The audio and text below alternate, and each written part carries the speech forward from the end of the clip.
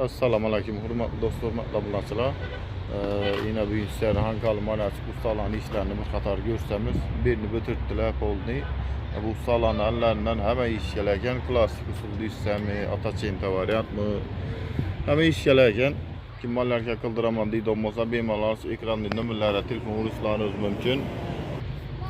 Qani bo'lmasa ketdik, bir yandan ko'rsatamiz. Ustalarning ishlari yoqsa bir like bosamiz.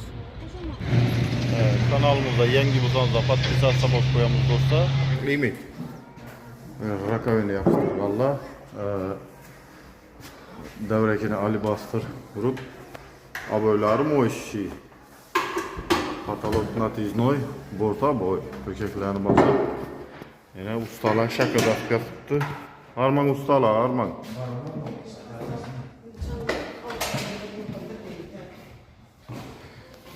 Yine devam ikisi. Ben Ömürbek şakırdak yaptı. Arman Ömürbek.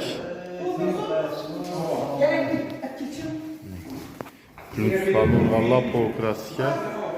Berem natijnoy. Обочистимо işi.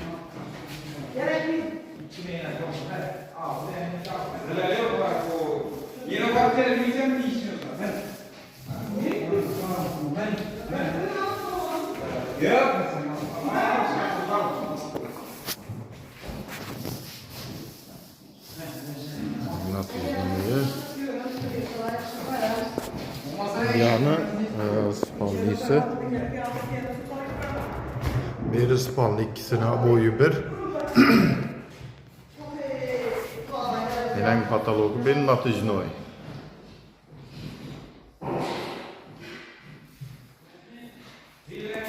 Art natijnoy. Patagonike kafel yapıştırganlar. Aynen teyine kafel yapıştırganlar. Ne boylanın basışları, stikleri bu opşin bilinmeydi. Kime şimdi malaka hizmetleri gerek olsa bemalolsa ekranda kaldırıp ketamiz. Telefon urishlaringiz mumkin. Peshalı bir xato urganlar yana bir qator krassik uradilar pesha. Shuning uchun bellari a'lo bola chiqib turibdi.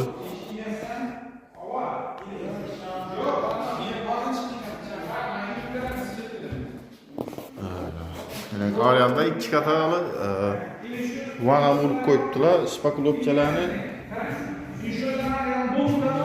İki takla kaldırasın, bir kafa. Ben de gösterimiz. Xudo xolasa benden keyinroq aboy bosamiz deydilar kelib. Mendan tayyorlab qo'yibdilar, kafel bosib, Patagonnika. Endi patologu lekin gipsa kardon.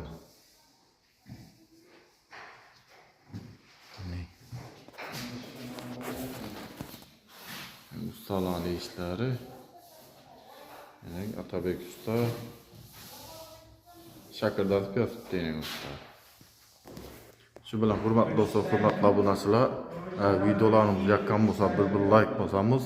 Kanalimizda yangi bo'lsangiz podpisatsiya bo'lish esdan chiqmasa. Keyingi videomuzda sog' salomat bo'lib qoling deymiz do'stlar.